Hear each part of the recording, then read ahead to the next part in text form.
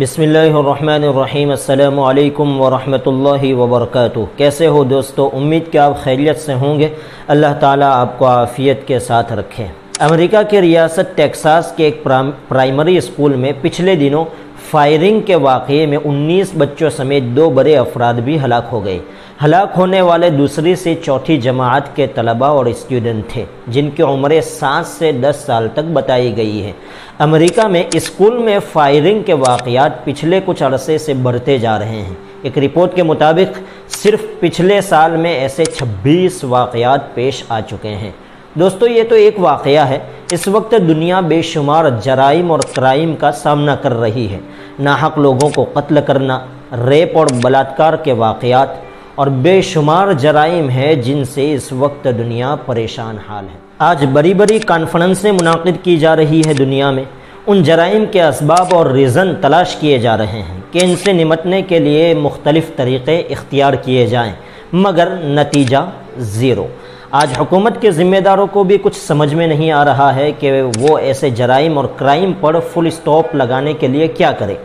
شراب نہ پینے کی ہدایت کر دینا یا وارننگ بورڈز لگا دینا کافی نہیں ہے۔ کیا بسوں میں CCTV کیمرے لگا دینے سے انسان کا ضمیر اور اس کا کردار درست ہو سکتا ہے؟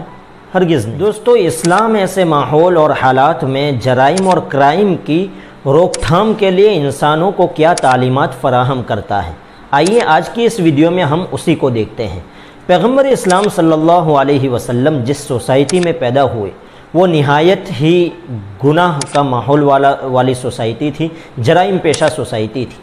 چوری، ڈاکہ زنی، لوگوں کو ناحق قتل کر دینا، لڑکیوں کو زندہ درگور کر دینا، مار ڈالنا، اخلاقی اور سماجی برائیاں، کون سے جرائم تھے جو وہاں بکثرت نہ پائے جاتے؟ پیغمبر اسلام حضرت محمد مصطفیٰ صلی اللہ علیہ وسلم نے سب سے پہلے اس بات کی کوشش کی کہ دلوں کی دنیا میں انقلاب لایا جائے، دل میں خدا کا ایسا خوف بٹھایا جائے اور آخرت کی جواب دہی کا ایسا احساس ان کے دلوں میں جگایا جائے کہ انسان جیتے جی موت کے بعد کی زندگی کو دیکھنے لگ جائے، آخرت سے پہلے ہی آخرت اس کے سامنے ہو، وہ محسوس کر لے کہ گویا وہ خدا کے سامنے کھڑا ہے۔ یہی انقلاب تھا جس کے نتیجے میں حضرات صحابہ کرام رضوان اللہ علیہم اجمعین معمولی گناہوں کے اوپر بھی تڑپ اٹھتے تھے اور بے چین ہو جاتے تھے۔ کتب احادیث میں ایک صحابی حضرت ماعز اسلمی رضی اللہ تعالیٰ عنہ اور ایک صحابیہ حضرت غامدیہ رضی اللہ تعالیٰ عنہ کا ذکر آتا ہے۔ ازروِ بشریت ان سے برائی کا صدور ہو گیا، ان کی غلطی کو نہ کسی آنکھ نے دیکھا اور نہ ہی کسی مدعی نے ان کے خلاف بارگاہ نبوی صلی اللہ علیہ وسلم میں دعویٰ کیا، لیکن گناہ کا احساس ان کے زندہ اور صاحب ایمان کو ایسا تڑپا گیا کہ از خود دربار نبوی صلی اللہ علیہ وسلم میں حاضر ہوئے اور یہ جانتے ہوئے کہ اس گناہ کی سزا نہایت ہی سخت اور عبرت انگیز ہے، گناہ کا اعتراف فرمایا۔ احساس اتنا شدید تھا کہ یہ بھی نہیں فرمایا کہ مجھ سے فلاں برائی ہو گئی ہے، فلاں گناہ ہو گیا ہے، بلکہ عرض کیا اللہ کے رسول صلی اللہ علیہ وسلم میں تو لٹ گیا، میں تو ہلاک اور برباد ہو گیا۔ گویا کسی گناہ کا صدور وہ اپنے لیے سب سے بڑی ہلاکت اور بربادی کی بات سمجھتے تھے۔ آپ صلی اللہ علیہ وسلم نے بار بار چہرہ پھیرا اور ایسا عنوان اختیار فرمایا کہ ان کو اپنے اعتراف کی تعبیر اور توجیح اور انکار کا موقع میسر آ جائے، لیکن وہ بار بار یہی کہتے رہے کہ اے اللہ کے رسول صلی اللہ علیہ وسلم مجھے پاک فرما دیجئے، یہاں تک کہ ان پر شرعی حد نافذ کی گئی۔ یہی وجہ تھی کہ پورے نبی اکرم صلی اللہ علیہ وسلم کے عہد اور زمانے میں ایسے گناہ جن پر شرعی حد نافذ کی جاتی ہے، ایسے گناہوں کے صرف 6 یا 7 واقعات پائے جاتے ہیں۔ جرائم اور کرائم کو روکنے کے لیے آپ صلی اللہ علیہ وسلم نے دوسرے نمبر پر یہ کام کیا کہ ان چور دروازوں کو ہی بند کر دیا جو آدمی کو گناہوں تک لے جاتے ہیں۔ مثلا اسلام میں زنا حرام ہے تو شریعت نے اس گناہ کو روکنے کے لیے ممکنہ تدبیریں بھی اختیار کی ہیں، جیسے کہ پردے کا نظام قائم کیا گیا، محرم خواتین کے ساتھ تنہائی گزارنے سے منع کیا گیا، مخلوط تعلیم اور عبادت کے موقع پر بھی مرد اور عورت کے اجتماع سے ممانعت کی گئی۔ یہی حال شراب کا ہے۔ آپ صلی اللہ علیہ وسلم نے نہ صرف شراب پینے کو حرام قرار دیا بلکہ شراب کی خرید و فروخت اور اس کی صنعت اور اس کی مارکیٹنگ نیز اس کے حمل و نقل کو بھی اس طرح شراب کا حاصل کرنا ہی دشوار کام ہو گیا۔ اگر ایسا ماحول پیدا کر دیا جائے تو جو لوگ شراب وغیرہ اور چیزوں کے عادی ہیں اور اس کا رجحان رکھتے ہیں تو پہلے مجبوراً ایسی چیزوں سے باز آ جائیں گے اور پھر یہی ان کی عادت بن جائے گی۔ جرائم اور کرائم کو روکنے کا تیسرا طریقہ وہ قانون کا راستہ ہے۔ بعض انسانی طبیعتیں ایسی ہوتی ہیں کہ آپ کتنی ہی محبت کی زبان ان کے ساتھ استعمال کر لیں، ہمدردی کے ساتھ دل کے بند دروازوں پر دستک دے دیں، لیکن قانون کی تلوار کے سوا کوئی چیز ان کو گناہوں سے اور کرائم سے باز نہیں رکھ سکتی۔ ایسے لوگوں کے لیے سخت قانون کا ہونا بھی ایک اشد ترین ضرورت ہے۔ اس وقت ایک رجحان یہ پیدا ہو چلا ہے کہ گنہگار کے ساتھ زیادہ سے زیادہ رحم دلی اور عفو و درگزر سے کام لیا جائے، اور جہاں تک ممکن ہو گناہ کے ثبوت کے قانون کو سخت اور سزا کے قانون کو ہلکا کر دیا جائے۔ گویا گنہگار کو دوہرا فائدہ پہنچانے کی کوشش کی جاتی ہے۔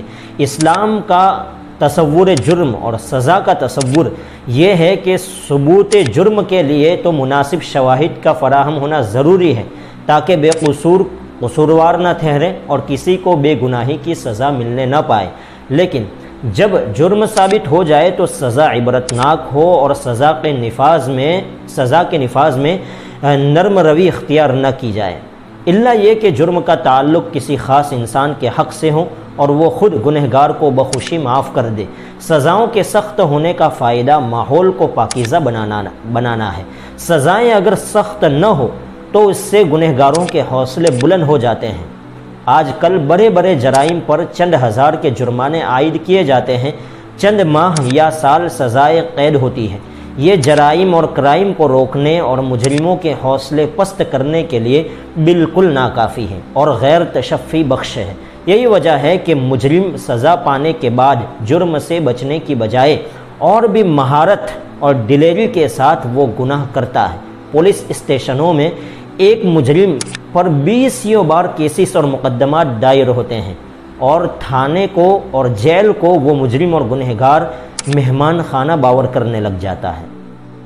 سزاؤں کی سختی کی وجہ سے ری ایکشن کے طور پر پیدا ہونے والے کرائم کا سد باب ہو جاتا ہے۔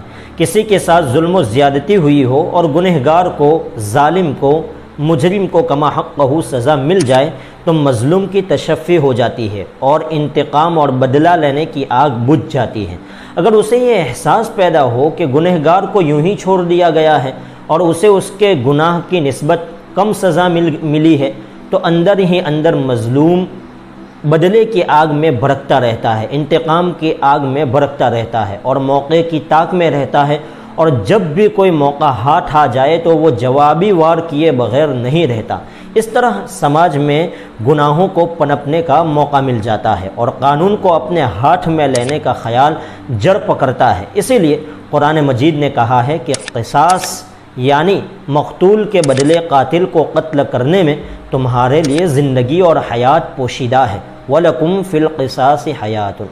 قصاص بدلے کو کہا جاتا ہے۔ جیسے کسی انسان نے کسی دوسرے انسان کو قتل کیا تو اس کے بدلے اس کو قتل کر دیا جائے گا۔ بظاہر اس میں ایک جان کو مزید ہلاک کرنا ہے، مگر قرآن کہتا ہے کہ اس میں تمہارے لیے زندگی ہے، وہ اس طور پر کہ دوسرے لوگ قتل جیسے سنگین گناہ سے بچ جائیں گے، باز رہیں گے۔ سزا میں سختی کی بہت بڑی وجہ یہ ہے کہ اسلام جرائم اور کرائم کو بالکل جڑ سے اکھاڑنا چاہتا ہے، اور اسلام چاہتا ہے کہ انسانوں کی زندگی میں سکون اور اطمینان ہو اور معاشرہ اور سوسائٹی صحت مند ہو کر امن و امان کا گہوارہ بن جائے۔